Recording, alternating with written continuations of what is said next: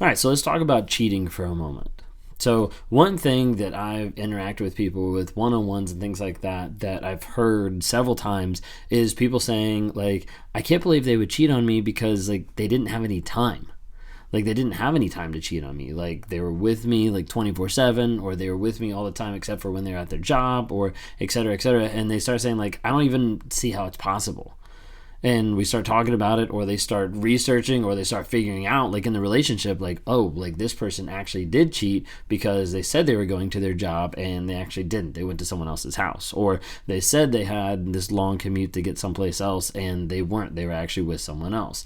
And all of a sudden they start realizing like, wait a second, like if a person wants to cheat, they're gonna cheat, like no matter what, like it's going to happen. But a lot of times we don't want to believe that. We don't want to have that in our mind. So we try to justify and explain it away of like, hey, there's no way that this could happen. I was talking to someone the other day that they didn't think that this was even a possibility until they started realizing, and they actually had someone contact them and they're like, hey, do you know this is going on? Because of the fact that the narcissist was going to work and the person thought they were at work, but then they were going out and having affairs with other people, other lunch dates, all this type of stuff that was going on throughout the day, and they never had a clue.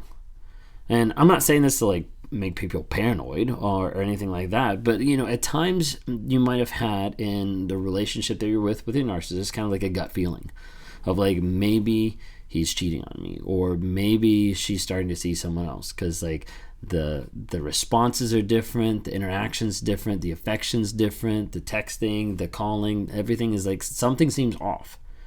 And a lot of times when something seems off, a lot of times is your intuition or your ideas or just noticing like patterns of things that's happening. And then you're like, wait a second, like something is a little bit different. Sometimes the narcissist will actually use those patterns to be able to cheat more effectively. And this is where it gets a little crazy, is sometimes a narcissist will have patterns and habits that over a period of time seem like everything is going to happen the exact same way. They go to work at this time, they get off at this time, they stop at the store at this time, they, et cetera, et cetera. They might have like certain habits.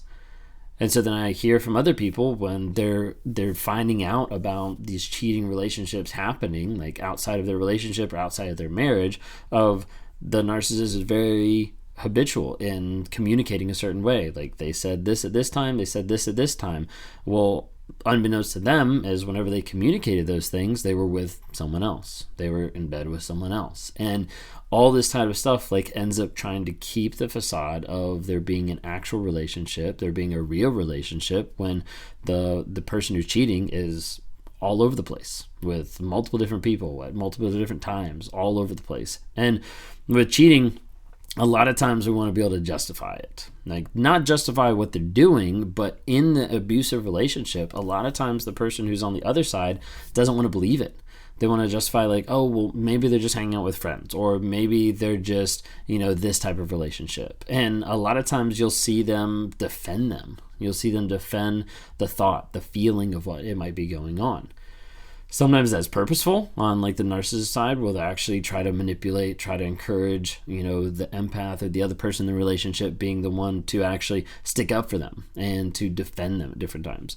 Other times it just might be because the other person doesn't want to believe it, that it's even a possibility. Like, no, that can't be right. Like, they can't be a possibility that they're actually cheating on me, when deep inside, like, they know something's off, something's different. That was something that I experienced in my life. I experienced the aspect that I was in a relationship with my wife, while at the same time I was cheating on her with other people that I met at work, that I got involved in an emotional affair. It turned into a physical affair. And my wife at times would have those moments of, wait a second, something's wrong. Like, he's acting different. He's interacting with me different. He's showing affection or like loving on me different. And there'd be moments where she would accuse me of it. She would just say like, oh, you're cheating, or like, oh, like I think there's something going on, or I think you're too close to this person, or different things like that. And every time I would try my best to be able to distract her, to be able to get her focus away from that. So it might be like accusing her of something, it might be getting upset, might be raging. I would try to be able to gaslight her of like, that didn't happen. Like, you have a completely skewed perspective of the situation, or like, that's just your own opinion, but like everybody else is saying this, like it's not that. Or like I would do whatever I could just to be able to lie and manipulate away from it.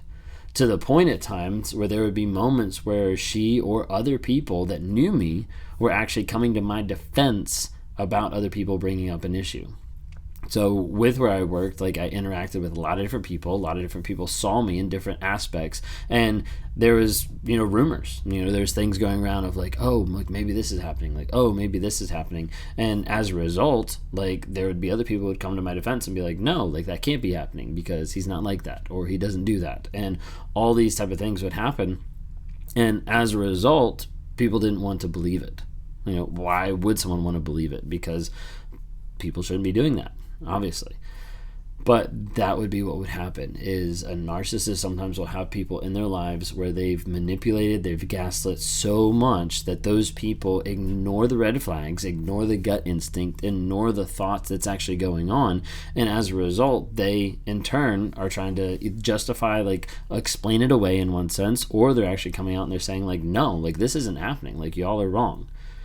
And in talking with different people, like they start to realize that as they start to cut through the lies that the narcissist told, they start to cut through the lies of what the relationship actually was, and they start to realize like, no, like this actually did happen. Like this was wrong, and this was awful, and this is disgusting a lot of times, of the narcissist going out, cheating, and coming back and acting like everything was normal. Like there was no difference.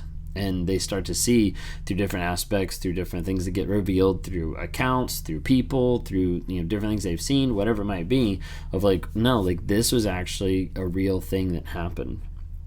You see, because normally times we want to say like, hey, it's not possible, it's not happening. Well, a lot of times it is. In a narcissistic or an abusive relationship or a toxic relationship, when that partner starts changing things up, or when that partner is acting different, or like in a narcissistic relationship when they start like accusing you of cheating, oftentimes those are little red flags of, hey, something's going on. It might be another affair, it might be another cheating aspect, it might be an emotional affair, it might be whatever it is, this might be actually going on.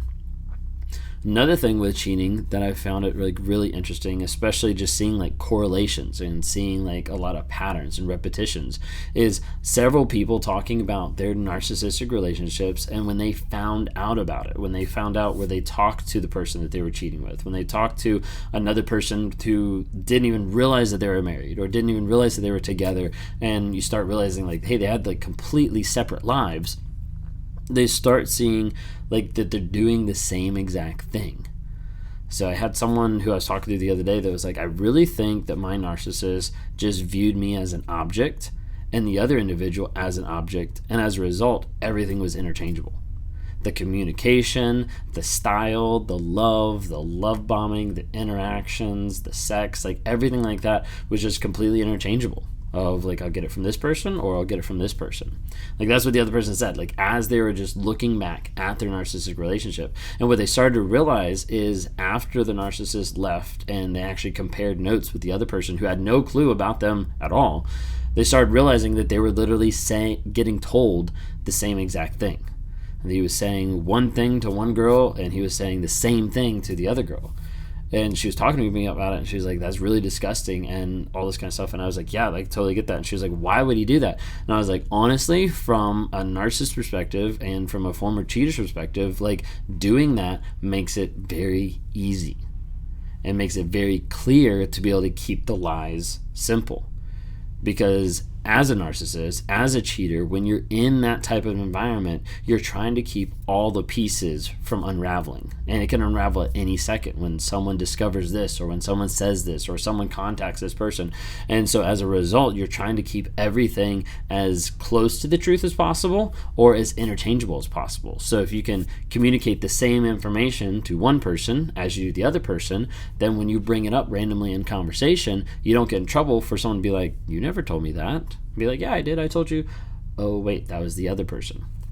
So you have to be, so like that's something that a narcissist or just someone in a cheating, lying, abusive, toxic relationship in one sense actually, enjoys doing and realizes like, hey, this is the best way to do it. So a lot of times I've seen people, like I said, with that one-on-one, I've seen people like interact and say like, hey, it's very similar. Like literally, she told me the same thing as she told this guy.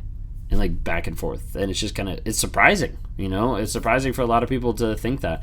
But from the opposite side, like, it makes sense. It makes logical sense of, hey, it's a lot easier to say, one truth, a lie to this person, and then the same lie to this person. Then you don't have to remember which lie you told which person. Anyways, that's what I had today. I just wanted to talk a little bit about cheating, and I feel like just that subject in general, I could talk a ton more about and could have like lots of different splices about it. But yeah, just wanted to talk to you a little bit about that. If you're interested in talking like one-on-one, I'm here to promote awareness about narcissism, but then also just to help provide healing, change, and growth for a lot of different people, either getting out of an abusive relationship or they're still stuck in one. They're not sure like what to do, how to navigate, how to change like their thought process of dealing with a trauma bond or the lies that they've been put through, all the manipulation. If you're interested in that, please reach out. Would love to talk to you. So you can click on the website down below, so rawmotivations.com, click on the one-on-one. We can grab a time just to be able to sit down and chat and be able to see like what's actually going on. How can I help? How can we work on some closure, some healing, anything like that? If you're listening to this on Apple Podcast or Spotify, like, thank you so much. Just give a rating. That way we can try to spread this news and this message to more people out there. Thank you.